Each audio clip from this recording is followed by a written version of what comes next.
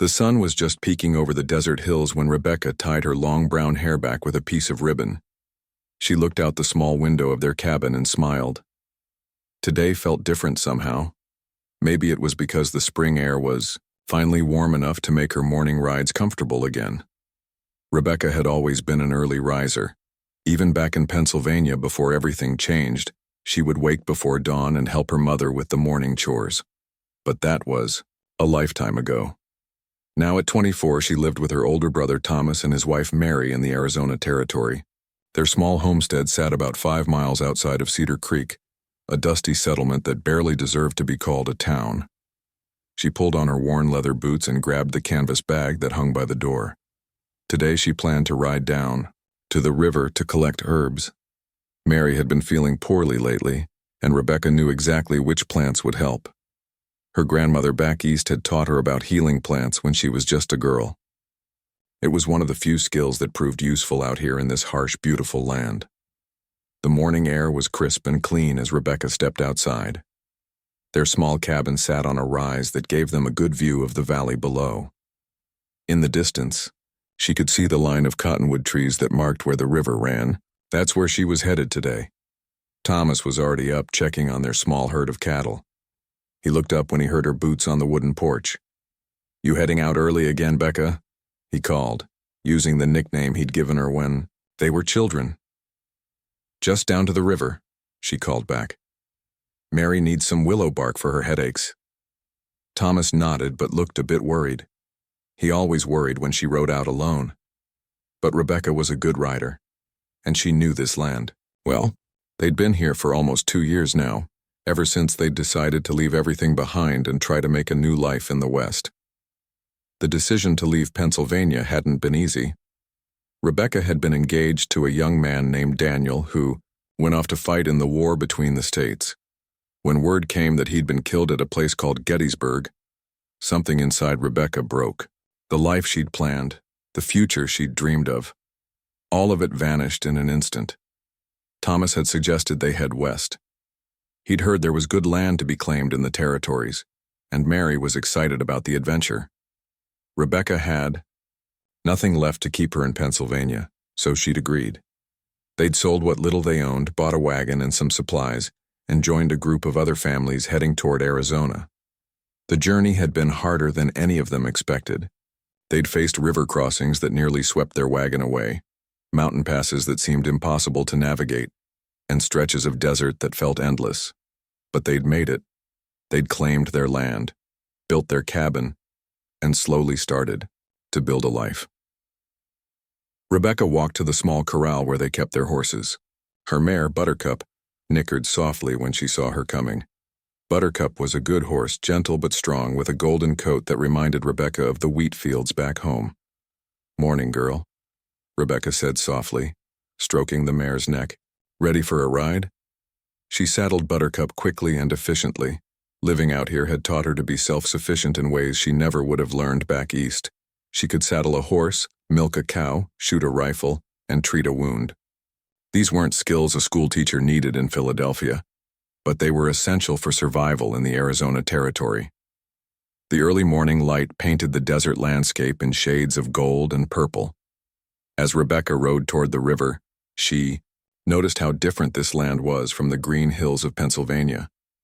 Here, everything seemed designed to survive with very little water. The sagebrush grew low and sparse. The cacti stored water in their thick stems, and even the trees near the river had small, tough leaves that wouldn't lose much moisture to the dry air. She'd learned to love this harsh beauty. There was something honest about a land that didn't pretend to be anything other than what it was. You couldn't fool yourself about your chances here. You either learned to adapt and survive, or you didn't make it. The ride to the river took about 30 minutes. As she got closer, Rebecca could hear the sound of water running over rocks. It was a peaceful sound that always calmed her mind. The river wasn't very big, but it ran year-round, fed by snowmelt from the mountains far to the north. She dismounted near a cluster of cottonwood trees and tied Buttercup's reins to a sturdy branch. The mare immediately began grazing on the grass that grew thick near the water's edge. Rebecca smiled at how quickly her horse had learned to take advantage of any good grazing they found. Rebecca pulled her canvas bag over her shoulder and began walking along the riverbank. She knew exactly what she was looking for. Willow trees grew along this stretch of water, and their bark was excellent for treating headaches and other pains. Her grandmother had taught her to identify the different types of willow and how to harvest the bark without harming the tree. She found a good willow tree about 50 yards upstream from where she'd left Buttercup. Using the small knife she kept on her belt, she carefully cut strips of bark from several branches. The bark came off in long, fibrous pieces that she rolled up and placed in her bag. While she worked, Rebecca let her mind wander.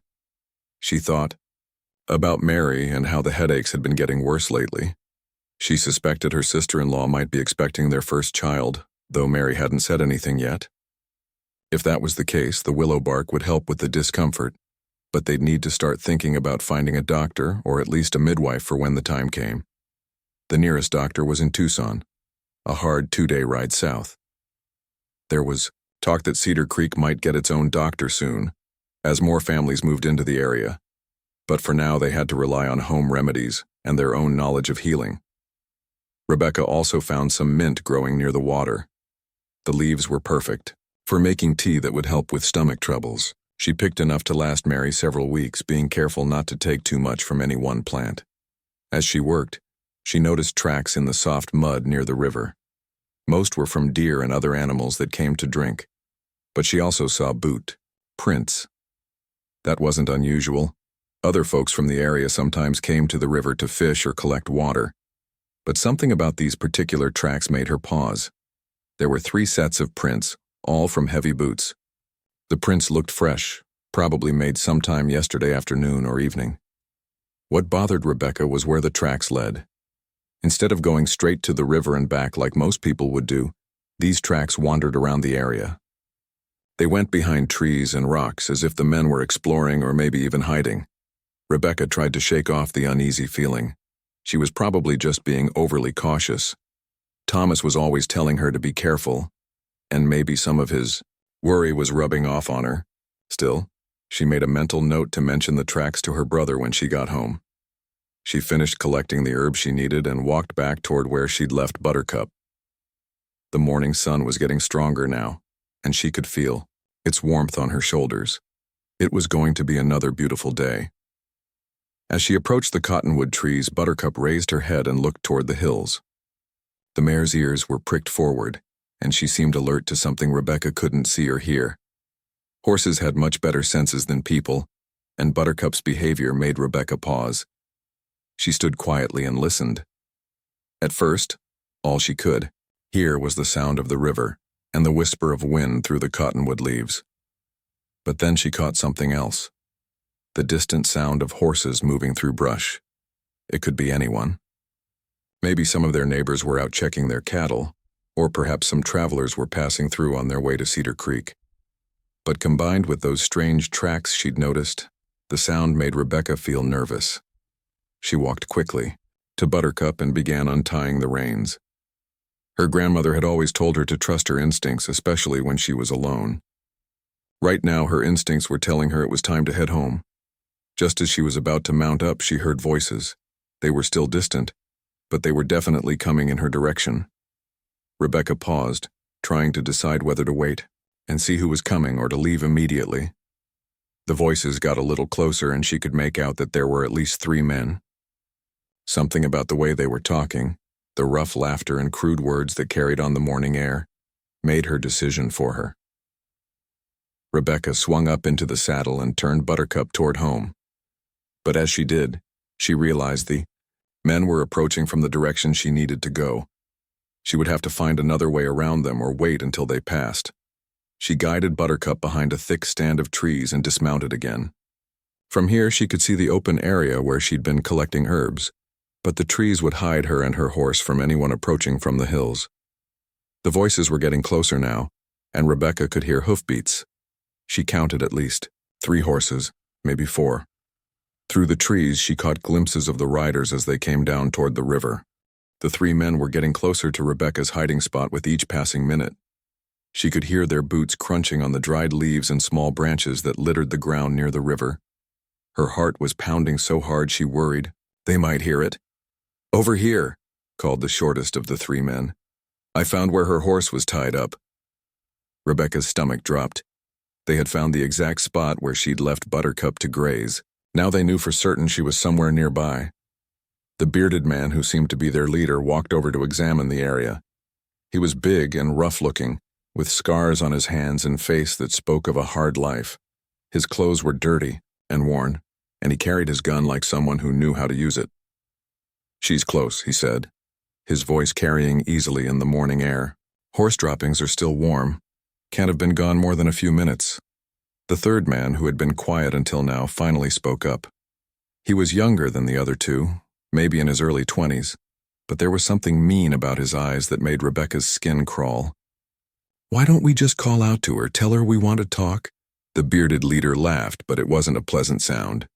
"You think she's going to come running just because we ask nice? No, we need to flush her out."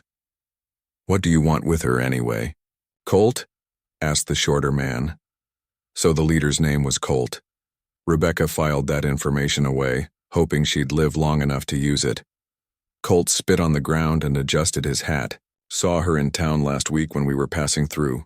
Pretty little thing riding all alone.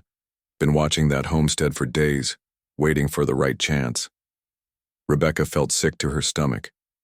These men had been watching her family's home, studying their habits, waiting for an opportunity to catch her alone. This wasn't a random encounter, it was planned. "Her brother's got a nice spread too," added the shorter man. "Good cattle, decent horses. Might be worth paying them a visit after we're done here." "One thing at a time, Pete," Colt said. "First we find the girl." Rebecca knew she couldn't stay hidden much longer. The men were spreading out in a pattern that would eventually lead them right to her. She had to do something, but what? She looked at Buttercup, who was standing quietly nearby. The mare seemed to sense the danger and was staying perfectly still. Rebecca wished she could communicate with her horse, tell her to run home and somehow bring Thomas back with help. But that was impossible. She was on her own. The sound of footsteps was getting closer. Rebecca could hear Pete moving through the brush not far from her position. In another minute or two, he would be close enough to see through the trees where she was hiding. She had two choices: stay hidden and hope they missed her, or make a run for it while she still had some distance between them. Neither option was very good, but waiting seemed like the worst choice. Rebecca took a deep breath and made her decision. She would try to lead them away from this area and hope to find a better place to hide or maybe even escape. She quietly untied Buttercup's reins and prepared to mount up. But just as she was about to swing into the saddle, a branch snapped loudly under Pete's boot less than 20 feet away. "Well, well, well," Pete said with a grin that showed several missing teeth. "What do we have here?" Rebecca's heart sank as Pete pushed through the last of the brush and came into the small clearing where she'd been hiding. He was even uglier up close, with greasy hair and clothes that smelled like he hadn't washed them in weeks. "Found her!" Pete called out to his companions. Rebecca quickly mounted Buttercup and tried to ride around Pete, but he grabbed the mare's bridle and held on tight. "Not so fast, pretty lady," Pete said. "We just want to have a little chat." The other two men came crashing through the brush to join Pete. Now Rebecca was surrounded with no way to escape on horseback. Colt looked up at her with eyes that made her feel like prey being studied by a hungry wolf. "Well, aren't you a sight for sore eyes? Even prettier up close than you were at a distance." "Please," Rebecca said, trying to keep her voice steady. "I don't want any trouble. Just let me go home." "Oh, you'll get home eventually," said the youngest, man with a nasty smile. "But first we're going to get better acquainted." Rebecca's mind raced as she tried to figure out what to do. She was still mounted, which gave her some advantage, but Pete had a firm grip on Buttercup's bridle. The men were positioned so that even if she could break free, they would be able to chase her down before she could get far enough away. "My brother will be looking for me soon," she said, hoping to make them reconsider their plans. "He knows where I went." Colt laughed again. "That homestead is 5 miles from here, and we've been watching it for days. Your brother is out with his cattle on the South Range, and his wife is hanging laundry behind the house. They won't even know you're missing until this afternoon." Rebecca's heart sank. These men had been watching her family very carefully. They knew everyone's routines and had planned this perfectly. "What do you want?" she asked, though she was afraid she already knew the answer. "Get down off that horse," Colt ordered. "We'll show you what we want." "No," Rebecca said firmly. "I'm not getting down." Pete yanked hard on Buttercup's bridle, making the mare back up and stumble. "You'll get down one way or another, lady. Might as well make it easy on yourself." Rebecca pulled her small herb-cutting knife from her belt. It wasn't much of a weapon, but it was all she had. "Stay away from me," she warned. The three men found this hilarious. They laughed and made jokes about how she thought she could fight them off with a little knife. "Look at that," said the youngest one. "She thinks she's dangerous." Colt stepped closer to Buttercup's side. "Put that toy away before you hurt yourself." Instead of putting the knife away, Rebecca slashed at Colt's hand as he reached for her leg. The blade caught him across the knuckles, drawing blood. Colt jerked his hand back and cursed loudly. "Little wildcat cut me." "Pull her down, Pete," he shouted. Pete yanked even harder on the bridle while the youngest man grabbed at Rebecca's other leg. She kicked at him with her boot, catching him in the shoulder and knocking him back a step. But she was fighting a losing battle. Pete's grip on the bridle meant she couldn't control her horse, and with three men grabbing at her from different directions, it was only a matter of time before they pulled her from the saddle. "Help me!" she screamed, hoping that anyone might hear her voice. "Scream all you want," Colt said, wrapping his bleeding hand in a dirty bandana. "Nobody's going to hear you way out here." The youngest man recovered from her kick and grabbed her leg again, this time getting a better grip. He started pulling her sideways off the horse. Rebecca held onto the saddle horn with one hand and slashed at him with her knife, but the angle was awkward, and she couldn't get much force behind the blade. "Got her," the young man said as Rebecca started to slide out of the saddle. Just then, Pete let go of the bridle and lunged forward to grab Rebecca around the waist. The sudden movement spooked Buttercup, who reared up on her hind legs. Rebecca almost fell backward off the horse, but she managed to grab a handful of Buttercup's mane and pull herself back into the saddle. For a moment, she thought she might be able to get away, but as Buttercup came back down on her front legs, Colt was waiting. He grabbed the reins close to the bit and held on tight. "Enough games," he said angrily. Blood was still dripping from his cut knuckles. "Get her down now." This time, all three men grabbed her at once. Pete and the youngest one each took one of her legs while Colt reached up and grabbed her arm. Rebecca tried to fight them off, but 3 against 1 was impossible. Odds. They pulled her from the saddle and threw her roughly to the ground. She hit hard, knocking the wind out of her lungs. Her knife went flying into the brush. "That's better," Colt said, standing over her. "Now we can have that chat." Rebecca struggled to catch her breath and get back to her feet, but Pete put his boot on her chest and pushed her back down. "Stay put," he said. "We ain't done with you yet." Rebecca looked around desperately for any way to escape. The river was behind her, running fast and deep. The rocks on the far side were too far to reach, and she wasn't sure she could swim well enough to make it across anyway. In front of her were the 3 men, looking down at her like cats that had cornered a mouse. Beyond them was open ground, with no cover for hundreds of yards. She was trapped. "Please," she said again. "Take whatever you want from our homestead, but leave me alone." Colt knelt down beside her and she could smell tobacco and whiskey on his breath. "What we want we can't take from your homestead," he said with a cruel smile. "But don't you worry. We'll take care of that place too, once we're finished here." The youngest man was looking around nervously. "Maybe we should move her away from the river. Too open here." "Good thinking," Colt said. "There's a nice sheltered spot in them rocks upstream, more private." Rebecca's blood turned to ice water. If they moved her away from this spot, no one would ever find her. Even if Thomas did come looking, he wouldn't know where to search. "Get her up," Colt ordered. Pete grabbed one of Rebecca's arms while the youngest man took the other. They hauled her to her feet, but her legs were shaky from fear and the fall. "I can't walk," she said, hoping to delay them. "Then we'll carry you," Pete said with a laugh. They started dragging her toward a cluster of large rocks about 50 yards, high above the river, hidden among the weathered rocks and twisted juniper trees. A young Apache warrior named Windwalker had been watching the scene unfold below. He had not intended to be here this morning, but the trail of 3 horses had caught his attention 2 days ago. Windwalker was 26 years old, lean and strong from a lifetime of living off the harsh desert land. His black hair was long and tied back with a strip of leather, and his dark eyes missed nothing as he observed the world around him. He wore simple clothes, buckskin pants and a cotton shirt that had once been blue but was now faded from the sun and wind. He had been tracking these 3 white men for almost a week now, but not because of the woman by the river. Windwalker had his own reasons for following them, reasons that burned in his heart like a fire that would not die. 5 days ago, these same 3 men had attacked a small Apache camp where Windwalker's grandfather, Standing Bear, lived with a handful of other elderly tribal members. The old ones had chosen to stay in their traditional homeland even as most of their people had been forced onto reservations far to the south.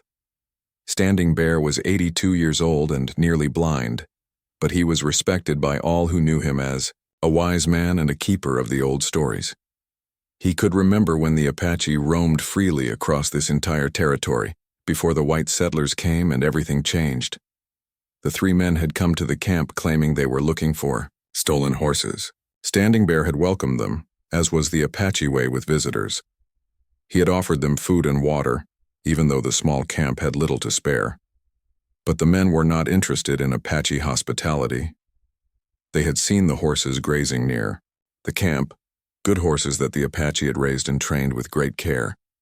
Instead of asking to trade or buy the animals, the men decided simply to take them. When Standing Bear tried to explain that the horses belonged to the camp and could not be given away, the leader, the one the woman had called Colt, had become angry. He accused the old man of lying, of hiding stolen animals. The argument escalated quickly. Standing Bear's grandson, a young man named Running Elk, had stepped forward to defend his grandfather. Colt had drawn his gun and shot Running Elk without warning. The sound of the gunshot had scattered the other camp members, most of whom were too old to fight. In the confusion, the 3 men had taken not only the horses but also what little food and supplies the camp had stored for the winter, but their cruelty had not ended there. As they prepared to leave, Colt had turned back and shot Standing Bear as well, claiming the old man had seen too much and might cause trouble later. Windwalker had arrived at the camp 2 hours after the attack. He had been hunting in the mountains and had seen the smoke from the scattered cooking fires. When he rode in and found his grandfather dying in the dirt, something inside him had broken. Standing Bear had lived just long enough to tell Windwalker what had happened. With his last breath, the old man had made his grandson promise to find the men who had done this and make them pay for their crimes. Windwalker had buried his grandfather and Running Elk with his own hands, following the old traditions as best he could. Then he had mounted his horse and begun following the trail left by the 3 killers. He was a skilled tracker, taught by his father and grandfather to read the signs left by man and animal. The 3 white men made no effort to hide their trail. They probably thought no one would follow them, or that the Apache were too afraid to seek revenge. They were wrong on both counts. For 4 days, Windwalker had followed them across the desert, staying far enough back that they wouldn't spot him but close enough to keep them in sight.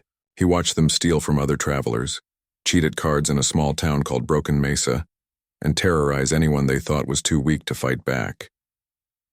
Each night, as he made his cold camp in the rocks and planned his next move, Windwalker thought about his grandfather's words. Standing Bear had always taught him that violence should be the last choice, used only when all other options had been exhausted. But these men had made their choice when they murdered 2 innocent people for a few horses. They had shown no mercy, so they deserved none in return. Windwalker had originally planned to wait until the men made camp and then attack them in the darkness. But this morning, everything had changed. He had been moving parallel to their trail when he heard voices coming from the direction of the river. Curiosity had led him to climb into the rocks where he could observe without being seen. What he saw made his blood boil. The 3 killers had cornered a young white woman and were clearly planning to hurt her. Windwalker could see the fear in her face and the way she tried desperately to fight them off. This was not his fight. The woman was a stranger, and her people had done terrible things to his people. Many Apache had good reason to hate all white settlers, and Windwalker would not have been criticized for simply watching and doing nothing. But Standing Bear had taught him something else as well. He had said that a true warrior protects those who cannot protect themselves, regardless of what tribe they belong to or what color their skin might be. The Creator judges us by our actions, Standing Bear had often said, not by the actions of others who look like us. As Windwalker watched, the three men dragged the woman toward the rocks. He made his decision. He would not let innocent blood be spilled again, not while he had the power to prevent it. Moving with the silence that had been trained into him since childhood, Windwalker began working his way down from his high position. He used every bit of cover the rocks provided, flowing from shadow to shadow like water running downhill. He carried a bow made of mountain mahogany, carved and shaped by his own hands. The string was made from sinew, and his arrows were tipped with points he had napped from flint. It was an ancient weapon, but in his hands it was as deadly as any gun. Windwalker also carried a knife with a steel blade that had been a gift from his grandfather. Standing Bear had taken it from a Mexican soldier many years ago and had spent countless hours teaching his grandson how to use it properly. But Windwalker's greatest weapons were his knowledge of this land and his ability to move without making a sound. He had been hunting and fighting in this desert since he was a boy, and he knew every rock, every tree, every shadow that might provide concealment. As he moved closer to where the three men held the woman, Windwalker could hear their voices more clearly. The things they said made his jaw clench with anger. These were not just killers. They were animals who enjoyed causing pain and fear. The leader, Colt, was the one who had murdered Standing Bear. Windwalker would have recognized that voice anywhere, even without seeing the man's face. It was burned into his memory along with the image of his dying grandfather. Windwalker reached a position about 30 yards from where the men stood. From here, he could see the woman clearly. She was young, probably not much older than Wind. Walker himself, with brown hair and fair skin that showed she was not used to the harsh desert sun. She was trying to be brave, but Windwalker could see the terror in her eyes. She knew what these men intended to do, and she knew she had little chance of stopping them. The three men were so focused on their victim that they had no idea they were being watched. They had made the mistake that many white men made in Apache territory. They assumed they were alone and safe. Windwalker studied the position of each man carefully. Colt was standing closest to the woman, with the other two spread out on either side. They all carried guns, but none of them had their weapons drawn. They were confident that one frightened woman posed no threat to them. Their confidence would be their downfall. Windwalker silently knocked an arrow and drew his bowstring back. The bow was powerful, capable of driving an arrow completely through a man's body at this range. But he would need to be very careful about his shots. If he missed or only wounded one of the men, they would have time to draw their guns and return fire. He would get one chance to save the woman, maybe two if he was very lucky. After that, it would come down to speed and skill with his knife. The wind was still, which was good for accuracy. The sun was at his back, which meant it would be shining in the eyes of anyone who tried to spot him among the rocks. Everything was in his favor except the numbers. 3 against 1 was not good odds, even for a skilled Apache warrior. But Walker had something the three white men did not have, the fury of righteous anger burning in his heart. He thought of Standing Bear and Running Elk lying dead in the dust. He thought of the other innocent people these men had hurt and would continue to hurt if they were not stopped. And he thought of the young woman below, who deserved a chance to live and see her family again. Windwalker drew his bowstring back to full draw and took careful aim at the man called Pete. He was standing slightly apart from the others, making him the easiest target. Just as Windwalker was about to release his first arrow, he heard the woman scream. The men were moving her toward the rocks, and her struggles were becoming more desperate. There was no more time to wait or plan. Windwalker had to act now, before they got her to a place where he could not see them. He took a deep breath, held, and let his first arrow fly. The shaft flew true and silent, crossing the 30 yards between hunter and prey in less than a second. Pete never saw it coming. Colt spun around wildly, trying to spot his hidden attacker while keeping his gun ready to fire. The sudden attack had caught him completely off guard. One moment he and his partners had been in complete control of the situation, and the next moment 2 of them were down with arrows sticking out of their bodies. "Who's up there?" Colt yelled into the rocks. "Show yourself." But Windwalker had no intention of revealing his position. He was moving carefully from rock to rock, using every bit of cover the rough terrain provided. His moccasins made no sound on the stone, and his earth-colored clothing helped him blend into the shadows. Rebecca, who had been frozen with terror just moments before, suddenly realized that someone was trying to help her. She didn't know who was shooting arrows from the rocks, but right now any help was welcome. The youngest of the 3 men, Jimmy, was writhing on the ground next to Pete. The arrow in his shoulder had gone deep, and blood was soaking through his shirt. He was crying and calling for his mother like a child. Pete was in worse shape. The arrow in his chest had punctured his lung, and pink foam was coming from his mouth with each labored breath. He was trying to speak, but all that came out were wet, gasping sounds. "Help me," Jimmy whimpered, looking up at Colt. "I'm bleeding, bad." But Colt ignored his wounded partners. All his attention was focused on finding the archer who had turned their easy prey into a deadly trap. "I know you're out there," Colt shouted. "You think you're real clever shooting from hiding like some kind of snake. But when I find you, I'm going to make you pay for what you did to my boys." From somewhere in the rocks above, a voice answered. Him. It was deep and calm, speaking English with only a slight accent. "Your boys are paying for what they did to my grandfather." Colt's eyes widened as he realized who was hunting him. "Apache," he muttered under his breath. The voice from the rocks continued. "You remember an old man named Standing Bear? You shot him 5 days ago after you stole his horses." Now Colt remembered. The old Indian who had tried to stop them from taking the horses. Colt had put a bullet in him to shut him up, but apparently, the old man had lived long enough to tell someone what had happened. That old man was hiding stolen horses. Colt called out. "We were just taking back what belonged to white folks." "Liar." The voice was closer now, though Colt still couldn't see where it was coming from. "Those horses were raised by my people. You are a murderer and a thief." Rebecca listened to this exchange with growing understanding. The man in the rocks was an Apache warrior, and these 3 men had killed his grandfather. This wasn't just a random rescue. It was justice being served. Colt was turning in slow circles, trying to cover all directions at once. But the rocks provided dozens of hiding places, and his attacker could be anywhere. "Listen here, Indian," Colt said, trying to sound braver than he felt. "You let me and my boys go and we'll call it even. Nobody else has to get hurt." A short laugh echoed from the rocks. "Even? You killed 2 men and stole everything they owned. Now you are going to hurt this woman. There can be no even with men like you." Windwalker was now less than 20 yards from Colt, hidden behind a large boulder that had fallen from the cliffs above centuries ago. He could see the white man clearly, could see the sweat running down his face despite the cool morning air. This was the man who had murdered Standing Bear. Windwalker had dreamed of this moment for 5 days, had planned exactly what he would do when he finally faced his grandfather's killer. But now, with the moment at hand, he found himself thinking about what Standing Bear would want him to do. His grandfather had been a wise man who believed that killing should be a last resort, used only when there was no other choice.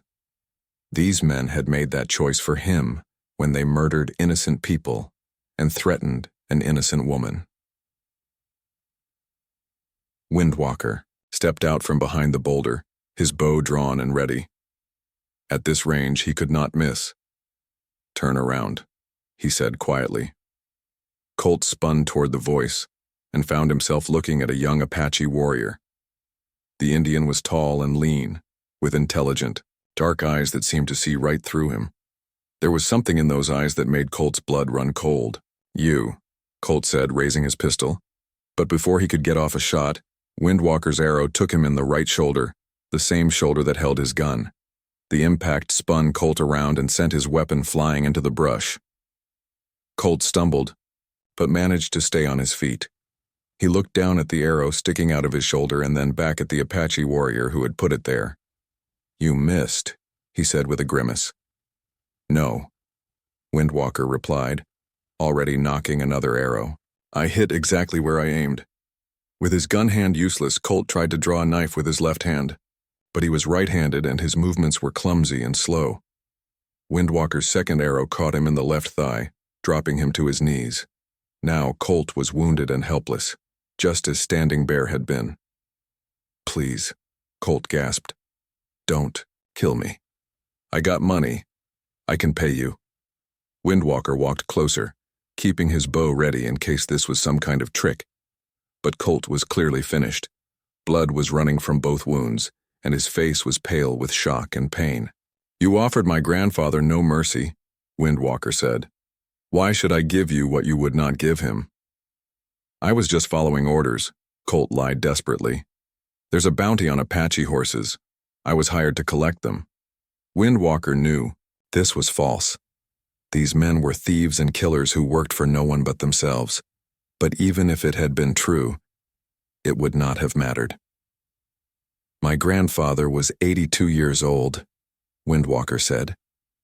"He could barely see, and he had never hurt anyone in his life. You shot him down like a dog." Colt was getting weaker by the minute. The arrow in his leg had hit an artery and he was losing blood fast. "I'm sorry," he whispered. "I didn't mean for it to happen like that." "Yes, you did." Windwalker's voice was hard as stone. "You enjoyed it, just like you were enjoying terrorizing this woman." For the first time since the attack began, Windwalker looked over at Rebecca.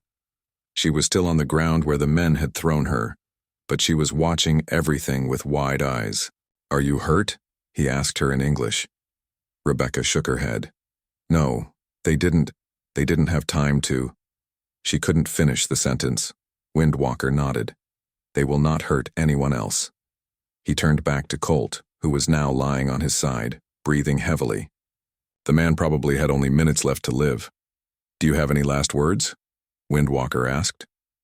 Colt looked up at him with hatred burning in his eyes. Even dying, he could not let go of his anger. "Yeah," he gasped. "I got something to say. You think you won, but you didn't. There's more of us out there, lots more, and we're going to keep taking what we want from you people until there ain't none of you left." Windwalker stared down at the dying man for a long moment. Then he knelt beside him and spoke very quietly. "There will always be Apache warriors to stand against men like you. As long as there is injustice in this world, there will be those who fight it. Remember that when you meet my grandfather in the spirit world." Colt tried to say something else, but the words turned into a wet cough that brought up blood. A few seconds later, his eyes went blank, and he was still. Windwalker stood up and looked around at the three dead men. Pete had died while Windwalker was talking to Colt. Jimmy was still alive but unconscious, his breathing shallow and labored. The Apache warrior walked over to Jimmy and knelt beside him. The arrow in the young man's shoulder had done serious damage, but it was not necessarily fatal if he got proper care. Windwalker could have finished him off easily. Jimmy was one of the three men who had killed Standing Bear and Running Elk. By Apache law, he deserved to die. But something stopped Windwalker's hand. Maybe it was the way Jimmy had cried for his mother when he was wounded. Maybe it was because he looked so young, probably not much older than Running Elk had been. Or maybe it was because Standing Bear had always taught him that mercy was sometimes the harder choice, but also the braver one. Windwalker pulled Jimmy's belt off and used it to make a crude tourniquet around the wounded arm. It would slow the bleeding and give the young man a chance to live if he was strong enough. Then Windwalker stood up and walked over to where Rebecca was still sitting on the ground. She looked up at him with a mixture of gratitude and uncertainty. She had heard stories about Apache warriors all her life. Most of those stories painted them as savage killers who showed no mercy to white settlers. But this man had just risked his life to save her from three men who would have hurt or killed her. "Thank you," she said simply. Windwalker studied her face for a moment. She was frightened, but she was trying to be brave. She reminded him a little of his sister, who had always been strong in the face of danger. "You should go home," he said. Your family will be worried. Rebecca tried to stand up but found that her legs were shaky from fear and shock. Windwalker offered her his hand and helped her to her feet. Are you sure you are not injured? He asked. I'm fine, Rebecca said. Just scared. Windwalker nodded. Fear is normal. It means you want to live. He walked over to where Buttercup was standing and caught the mare's reins. The horse was nervous from all the shooting and the smell of blood, but she allowed Windwalker to approach her. Your horse is unhurt, he said, leading Buttercup back to Rebecca. As Rebecca rode away from the river, her hands were shaking so badly she could barely hold Buttercup's reins. The events of the morning felt like a nightmare that she couldn't wake up from. Just an hour ago, she had been peacefully collecting herbs for Mary's headaches. Now 3 men were dead, and an Apache warrior had saved her life. She kept looking back over her shoulder, half expecting to see the 3 men chasing after her. But of course that was impossible. 2 of them were dead, and the 3rd was badly wounded. They would never bother anyone again.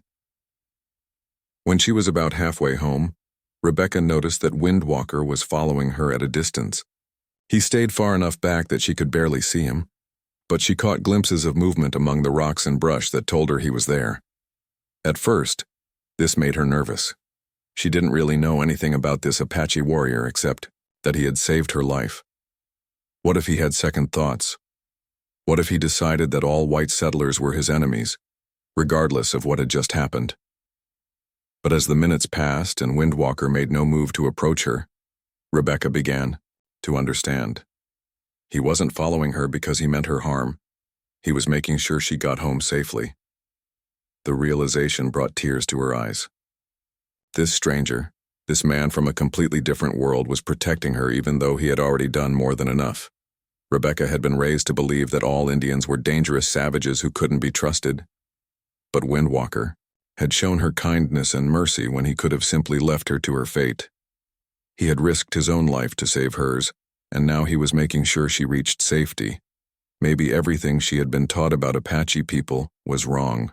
When she finally saw the smoke rising from their cabin's chimney in the distance, Rebecca felt a huge wave of relief wash over her. She was almost home. Thomas and Mary would be there and she would be safe. She turned around one last time to look for Windwalker, but he was gone. Wherever he had been hiding, he had melted back into the landscape as silently as he had appeared. Rebecca rode into the yard in front of their cabin just as Thomas was coming back from checking on the cattle. He took one look at her face and knew something was terribly wrong. Becca, what happened? You look like you've seen a ghost. Rebecca slid down from Buttercup's saddle and found that her legs were still unsteady. Thomas caught her arm to keep her from falling. 3 men, she said, her voice barely above a whisper. By the river, they were going to... She couldn't finish the sentence. Thomas's face went dark with anger as he understood what she was trying to tell him. Are you hurt? He asked, looking her over carefully for any signs of injury. No. Someone helped me. An Apache warrior. He killed 2 of them and wounded the 3rd. Thomas stared at his sister in amazement. An Apache helped you? Rebecca nodded. His name was Windwalker. Those men had killed his grandfather and he was tracking them for revenge, but when he saw what they were trying to do to me, he saved me instead. Mary came out of the cabin when she heard voices in the yard. She took one look at Rebecca's pale face and torn dress and immediately knew something terrible had happened. Come inside, Mary said, putting her arm around Rebecca's shoulders. Let's get you cleaned up and you can tell us everything. Over the next hour, sitting at their small kitchen table with a cup of hot tea in her hands, Rebecca told them the whole story. She described how the 3 men had been watching their homestead, how they had tracked her to the river, and how Windwalker had appeared just when all seemed lost. Thomas listened with growing anger and admiration. Anger at the men who had threatened his sister, and admiration for the Apache warrior who had saved her. We need to report this to the sheriff in Cedar Creek, Thomas said when Rebecca finished her story. What good will that do? Mary asked. 2 of the men are dead and the 3rd is probably dying. There's nothing left to arrest. Maybe not, Thomas said. But people need to know what happened, and they need to know that an Apache warrior is the reason my sister is still alive. Rebecca nodded. She had been thinking the same thing. Too many people in the territory believed that all Indians were enemies. Windwalker had proven that wasn't true. There's something else, Rebecca said. Windwalker was wounded in the fight. Nothing serious, but he was bleeding from a cut on his arm. I should have helped him, but everything happened so fast. Thomas looked thoughtful. Where would he go? Back to his camp? I don't know. He said his grandfather and another man from their camp were killed. There might not be a camp to go back to. Mary stood up and walked to the window that looked out toward the river. He's probably still out there somewhere, isn't he? Rebecca joined her at the window. Maybe. He seemed to know this area very well. Then we should try to find him, Mary said. He saved your life, Becca. The least we can do is make sure he's all right. Thomas looked surprised. You want to go? Looking for an Apache warrior? Mary, that could be dangerous. More dangerous than what Rebecca just went through? Mary asked. Besides, this particular Apache warrior seems to be on our side. Rebecca felt a warm glow in her chest. Her family was willing to help the man who had saved her, even though they had never met him and even though their neighbors might not approve. How would we even find him?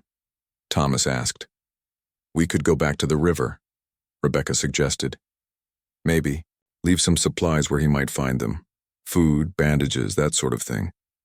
Thomas thought about this for a moment. That's actually not a bad idea. We could leave things where you were attacked. If he's still in the area, he might go back there. They spent the rest of the morning gathering supplies. Mary packed food that would travel well, dried beef, hardtack, and some of the wild berry preserves she had made the previous summer. Rebecca contributed bandages and some of the medicinal herbs she had been collecting when the attack happened. Thomas added a small bag of coffee beans and some tobacco. He had heard that many Indians enjoyed both, and he wanted to include something that would show their respect and gratitude. In the early afternoon, all three of them rode back toward the river. Thomas insisted on bringing his rifle, not because he expected trouble from Windwalker, but because there might be other dangerous men in the area. When they reached the spot where the attack had taken place, they found that someone had been there before them. The bodies of Colt and Pete were gone, and there was no sign of Jimmy, the wounded young man. Windwalker must have come back, Rebecca said. He buried them. They looked around and found 3 fresh graves on a small rise, overlooking the river. They were simple graves marked only with small piles of stones, but they had been dug with care and respect. Even after what they did to him and his grandfather, he still buried them properly, Thomas said with admiration. That says something about the kind of man he is. They left their supplies near the largest cottonwood tree, wrapped in a piece of canvas to protect them from the weather. Rebecca wrote a simple note and left it with the bundle. For Windwalker, with gratitude from the Patterson family. Thanks. You for your kindness and courage. As they prepared to leave, Rebecca noticed something that made her smile. Someone had repaired the damage to the willow tree where she had been collecting bark. New strips of bark had been carefully fitted over the cuts she had made, and they were held in place with plant fibers. Windwalker had taken the time to heal the tree, just as he had helped heal the injustice that had been done to his family. 3 days later, when Rebecca returned to check on the supplies they had left, she found that the bundle was gone. In its place was a small leather pouch containing seeds from various desert plants that could be used for medicine. There was no note, but Rebecca understood the message.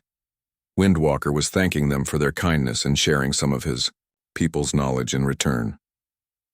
Over the following weeks, Rebecca found herself thinking often about the Apache warrior who had saved her life. She wondered where he had gone, and whether he had found peace after avenging his grandfather's death. She also found herself looking at her Apache neighbors, the few who still lived in the area, with different eyes. She began to understand that they were individuals, just like white people, with their own stories and their own reasons for the things they did. When she told her story to others in Cedar Creek, she made sure to emphasize Windwalker's courage and honor. Some people listened with interest while others dismissed her words as the confused memories of a woman who had been through a traumatic experience. But Rebecca knew what she had seen. She had witnessed true nobility and courage, and it had come from someone her society had taught her to fear and hate. The experience changed her in ways she was still discovering. She became more confident, more willing to trust her own judgment, instead of simply accepting what others told her. She also became an advocate for better relationships between the white settlers and the remaining Apache people in the area. A month after the incident at the river, Rebecca was surprised to find another small gift near the willow tree. This time it was a beautifully woven basket, made from willow branches and decorated with patterns in natural dyes. Rebecca treasured the basket and used it for her herb-gathering expeditions. Every time she looked at it, she remembered the morning, when her life had hung in the balance and a stranger had chosen to risk everything to save her.